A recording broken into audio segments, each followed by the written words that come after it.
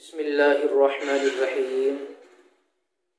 मेरे प्यारे अज़ीज़ भाइयों, बुज़ुर्गों, मेरी माँ बहनें, ये बड़ा अहम सवाल मेरी प्यारी बहनों के लिए है।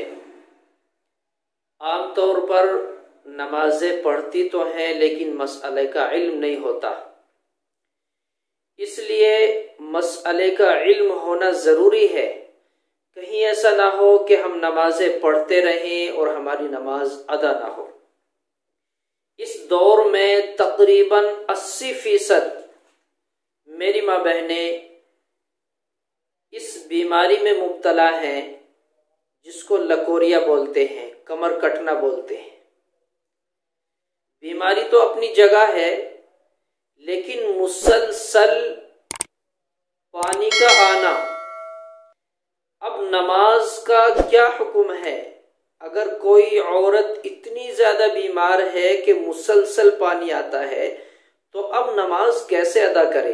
बार बार कपड़े कैसे बदले? वजू बार बार कैसे बनाए?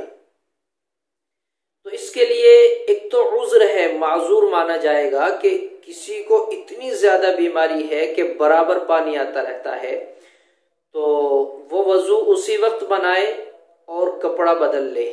मुसलसल अगर पानी है तो फिर कपड़ा ना बदला जाए तो नमाज अदा हो जाएगी। वरना जो जिस जगह नापाकी लगी है उस जगह से कपड़ा धो लिया जाए और फिर नमाज अदा करें, नमाज हो जाएगी।